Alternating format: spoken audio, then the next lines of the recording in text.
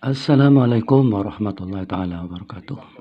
Marilah kita dengarkan bersama bahwa penguasa Hijaz ya ini pernah memutuskan melarang ya menggunakan kata sayyid ya terhadap para habaib. Kemudian menjatuhkan hukuman cambuk dan lain sebagainya. Marilah kita ikuti bersama video ini supaya tidak gagal paham, jangan di skip ya. Silakan. Terutama dalam acara podcastnya Bisikan Roma alias Bincang Asik bareng Roma Irama. Kita patut mengkritisi mengapakah panitia acara pengajian di kantor PBNU tersebut memberikan tempat bagi Ba'alawi muda yang tadi sebutkan siapa namanya itu mendampingi Roma di saf terdepan. Dia bukan public figure dan sama sekali bukan orang penting. Mengapa bukan tokoh lain dari PBNU yang bertampang pribumi yang lebih layak untuk duduk bersebelahan dengan tokoh sekaliber Roma Irama? Pada akhirnya, tak berlebihan jika kita menaruh curiga bahwa itu memang sesuatu yang disetting dan dikondisikan sedemikian rupa. Ada pesan tersembunyi yang sepertinya ingin disampaikan bahwa Roma Irama sudah menyadari kehilafannya terhadap klan Ba'alawi. Bahkan kemudian tangis dan kedekatannya dengan Ba'alawi muda itu menjadi bahan framing. Sebagai bukti bahwa Bang Haji telah bertobat atas kesalahannya yang telah hakul yakin akan ketidaktersambungan nasab klan Ba'alawi dengan Nabi Muhammad Sallallahu Alaihi Wasallam. Jika dugaan ini benar, maka alangkah liciknya orang-orang yang telah mengkondisikan pembelaan terhadap klan Ba'alawi ini dengan mengorbankan citra diri Roma Irama. Dan pengkondisian ini seolah-olah menjadi gempuran rudal kedua bagi pendukung tesis Kiai Haji Imaduddin Usman Al-Bantani setelah pembelaan Gus Baha terhadap klan Ba'alawi yang menghebohkan itu. Untung saja Roma Irama bukanlah figur kaleng-kaleng. Di sepanjang acara pengajian itu sama sekali tak tercetus statementnya terkait persoalan nasab, apalagi pernyataannya bahwa dirinya telah bertobat atas kekeliruannya yang telah menolak nasab klan Ba'alawi. Konklusi yang disampaikan Yusuf Mars saat menutup podcast di Pada Suka TV yang membahas seputar framing terhadap Roma Irama yang seakan-akan telah bertobat atas penolakannya pada keabsahan nasab klan Ba'alawi jelas sekali telah menjawab dengan sempurna bahwa framing yang dibangun oleh para pendengki sama sekali telah gagal. Bahwa setelah saya lihat video aslinya bahwa memang Bang Haji diundang ke LD atau Lembaga Dakwah PBNU yang membahasnya tentang bagaimana sebetulnya proses kreatif Bang Haji sehingga menghasilkan karya-karya musik, lirik-lirik yang dahsyat dan menyentuh. Dan Bang Haji juga bercerita bagaimana musiknya, dakwah efektivitas dakwah lewat musik begitu dahsyat. Banyak orang-orang yang terinspirasi, yang tadinya tidak baik menjadi baik. Banyak orang yang tadinya durhaka kepada ibunya kemudian juga menjadi insaf, pemabuk, kemudian penzina dan sebagainya akhirnya bertaubat. Itulah efektivitas Bang Haji di dalam musik. Sampai pada ujungnya Bang Haji mendapatkan penghargaan di salah satu komunitas di Amerika, Universitas Amerika yang mengakui eksistensi dakwah di dalam komunikasinya, kemudian dari pesannya dan lain sebagainya. Dan yang terakhir bahwa di PBNU Bang Haji tidak berceramah tentang isbat nasab, kemudian polemik nasab, itu sama sekali tidak ada. Apalagi mengakui bahwa Bang Haji bertobat, kemudian juga Bang Haji mengakui bahwa habaib adalah zuriyah Rasulullah. Itu adalah framing, saya yakin itu framing di media sosial. Saya sangat detail mendengarkan, tidak ada kata-kata seperti itu di videonya, dan tadi juga dikatakan oleh Kiai Ahmad Ikrom sebagai peserta bahwa tidak ada lebih lanjut membahas tentang itu. Adapun memang ada habaib di situ adalah sebuah hal manusiawi, karena sang Habib pun adalah fansnya Bang fans beratnya Bang Haji Roma. Jadi clear Kiai Ubedillah, Kiai Ahmad Tamam, dan Kiai mana nih? Wah, Dr. Soleh Basari ya. Saya tergelitik untuk melakukan klarifikasi dan meluruskan persoalan-persoalan di medsos.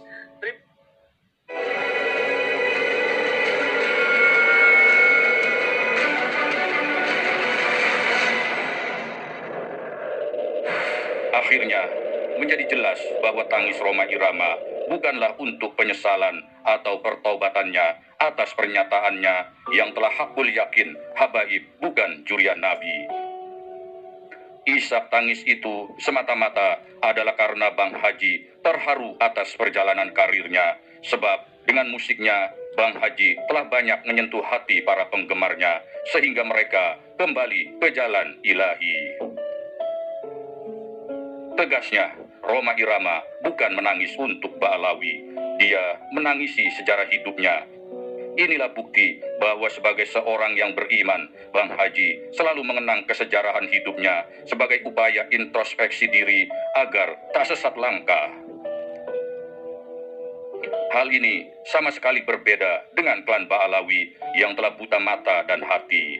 Setelah nasabnya dirungkatkan oleh Kiai Haji Imaduddin Usman Al-Bantani, mereka mulai meninggalkan gelar Habib dan menggantinya dengan gelar Sayyid. Ini sungguh sangat fatal. Kebutaan mata dan hati mereka kian terpampang dengan jelas, sebab mereka sama sekali tak peduli dengan sejarah yang pernah ditulis oleh datuk mereka sendiri, bahwa gelar Sayyid itu sejak akhir abad 18 sudah sangat terlarang untuk semua klan Ba'alawi. Inilah sejarahnya.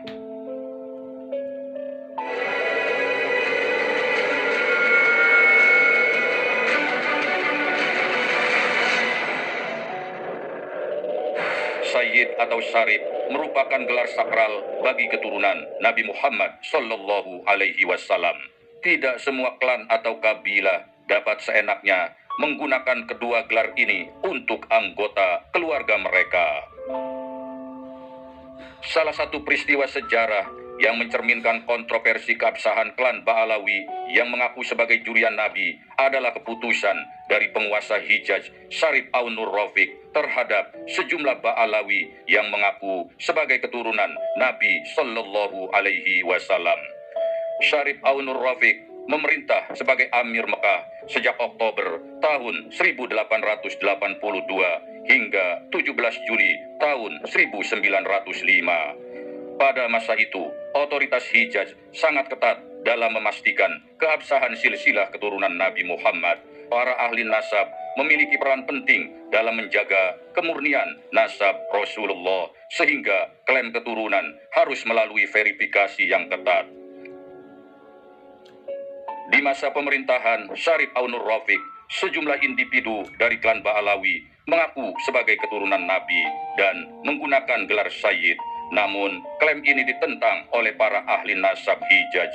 Setelah dilakukan penyelidikan, para ahli nasab menemukan bahwa klaim tersebut tidak memiliki bukti yang kuat dan dianggap sebagai penyalahgunaan gelar yang sakral. Berdasarkan penyelidikan para ahli nasab, Syarif Aun-Nur Rafiq mengambil keputusan tegas sejumlah individu Ba'alawi yang terbukti mengklaim nasab tanpa bukti yang kuat dijatuhi hukuman cambuk. Hukuman ini bertujuan untuk memberikan efek jera dan menjaga kemurnian gelar Sayyid ataupun Syarif dari penyalahgunaan. Lebih lanjut, keputusan lain yang diambil oleh Syarif Aun-Nur Rafiq adalah melarang kaum Ba'alawi menggunakan gelar Sayyid. Hal ini dilakukan untuk memastikan bahwa hanya keturunan Nabi Sallallahu Alaihi Wasallam yang sah dan terverifikasi yang berhak menyandang gelar tersebut. Kisah ini tercatat dalam kitab Al-Istijadah min Akhbaris Saddah pada halaman 1323. Kitab dari karya internal Ba'alawi bernama Ali bin Muhsin As-Segaf ini menjadi salah satu referensi penting dalam memahami peristiwa tersebut yang menunjukkan ketegasan dari otoritas Hijaz dalam menjaga keabsahan nasab baginda Rasulullah Sallallahu Alaihi Wasallam. Dapat disimpulkan, Peristiwa ini menjadi contoh penting dalam sejarah Islam tentang bagaimana klaim keturunan Nabi harus didukung oleh bukti yang kuat. Penguasa Hijaz pada masa itu dengan dukungan para ahli nasab memastikan bahwa gelar kehormatan seperti Syarif atau Sayyid tidak dapat disalahgunakan. Kisah ini juga mengajarkan pentingnya menjaga kejujuran dalam klaim sejarah dan keturunan atau silsilah nasab. Dengan adanya aturan ketat ini, nasab Rasulullah tetap terjaga kemurniannya dan gelar kehormatan yang diberikan kepada keturunannya tetap memiliki nilai yang tinggi serta dihormati oleh umat Islam di seluruh dunia.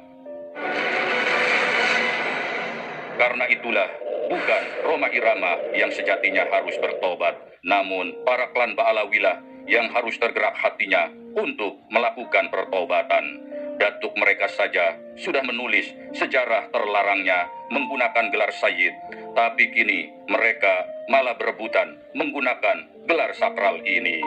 Kita pun boleh saja menduga, jangan-jangan tangis Bang Haji itu justru sejatinya ditujukan pada klan Ba'alawi yang tak kunjung tersentuh hatinya untuk bertobat.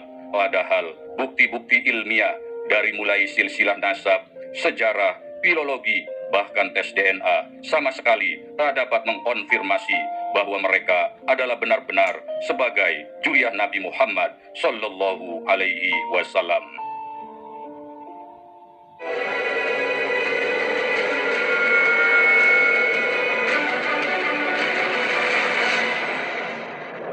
Terima kasih untuk sedulur warganet yang telah berpartisipasi membangun, merawat, dan menjaga channel ini dengan menekan tombol like dan subscribe.